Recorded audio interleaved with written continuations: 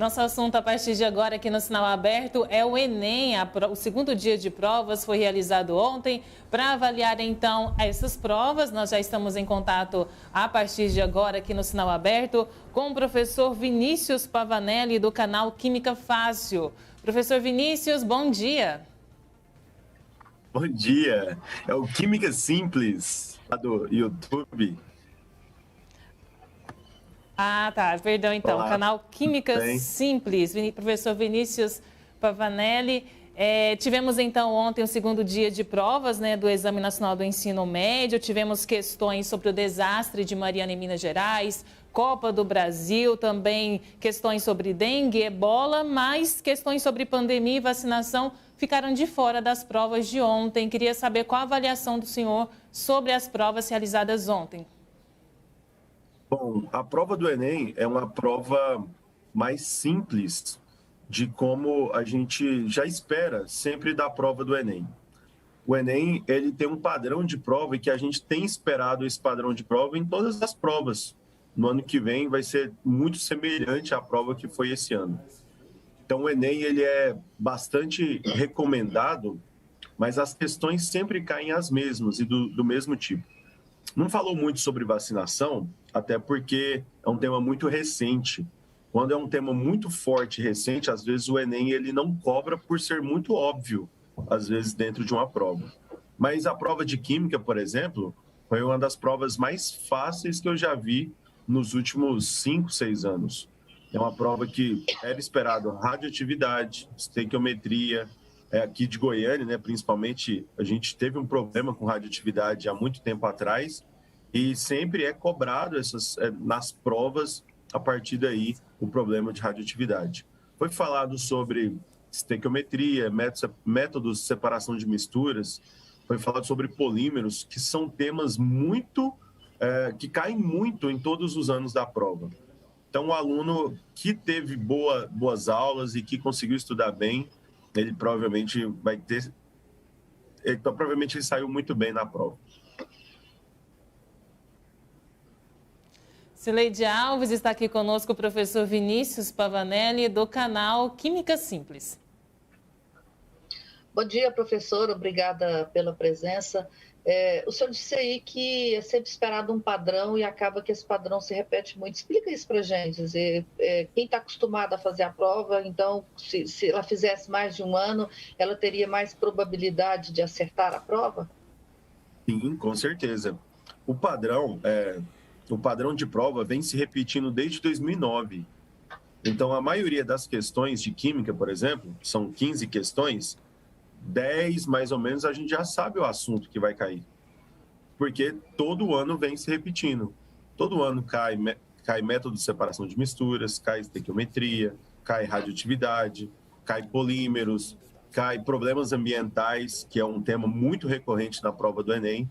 Então, o aluno que pega as provas antigas para fazer, resolve as provas antigas, ele já está melhor preparado para a próxima prova, porque é um padrão esperado.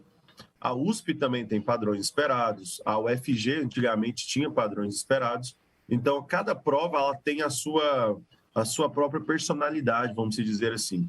E a prova do Enem, como ela é a maior prova de vestibular do Brasil para entrada em faculdades, ele também tem um padrão, e esse padrão é sempre estabelecido sim. Esses temas que vêm sendo apresentados recorrentemente aí, desde 2009, na área de Química, são os temas mais importantes, na sua opinião? Ou eles, com a escolha, a opção por eles, outros temas relevantes estão ficando fora? Tem um tema ou outro que está sempre ficando fora. Por exemplo, no Enem, quase não cobra gases dentro da matéria de Química. E é uma matéria que, dentro da escola, é vista com mais intensidade. Querendo ou não, pelo Enem não estar cobrando tanto, essa matéria às vezes vai ficando mais de lado dentro da escola. Mas a maioria dos assuntos do Enem são os assuntos mais pertinentes para o nosso dia a dia, principalmente os problemas ambientais. Porque o primeiro dia de prova, o Enem ele quer formar um ser humano melhor, trabalhar os preconceitos, as discriminações e tudo mais. No segundo dia de prova, ele quer que você seja um ambientalista, que você trabalhe em favor do meio ambiente, para cuidar do nosso futuro nesse planeta aqui. Pois é, e sobre esse tema, qual a análise que o senhor faz aí do que se pediu nessa questão ambiental? Eu acho a prova do Enem, nessa parte, muito fácil. Você precisa apenas saber quais são as principais questões ambientais que tem no nosso planeta hoje, como o aquecimento global, como a chuva ácida, como a eutrofização da água, deterioração da camada de ozônio, poluição dos rios. O que isso pode afetar no nosso planeta, que pode fazer com que a nossa vida melhore ou com que a nossa vida piore, ou então, às vezes, até entremos em extinção. Eu acho a prova... Esse ano tratou de todos esses temas? Todos não. Normalmente o Enem trata um, às vezes dois, mas todo ano trabalha os problemas ambientais dentro de outras questões. Vamos falar, por exemplo, de termoquímica. Ele fala sobre a combustão dos combustíveis que vão liberar dióxido de carbono.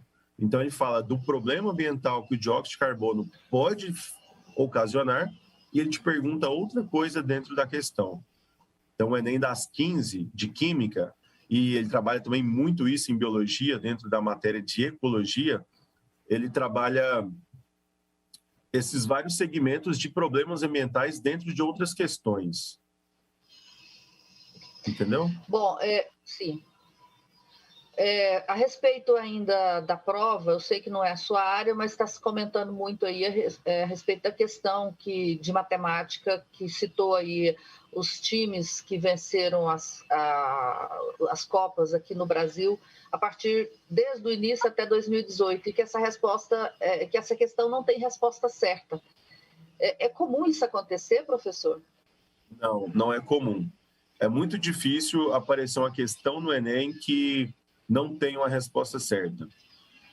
O critério para escolher uma questão para o Enem é muito criterioso, vamos dizer assim. É muito específico. É muito difícil aparecer uma questão dessa. Tem muita gente com dúvida. Uma vez na Química do Enem de 2015, se eu não me engano foi em 2015, apareceu uma questão da química verde. E eu e o meu colega do meu canal do YouTube, a gente ficou um pouco indeciso em qual alternativa seria. E o Enem, depois ele colocou o gabarito, a gente ainda não concordou, né, com algumas questões.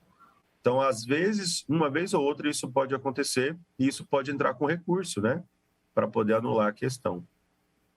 Pois é, segundo os professores da área, essa é a sugestão, que essa questão que varia, né, o número dela varia de acordo com a prova, ela deveria ser anulada e aí não se considera, né?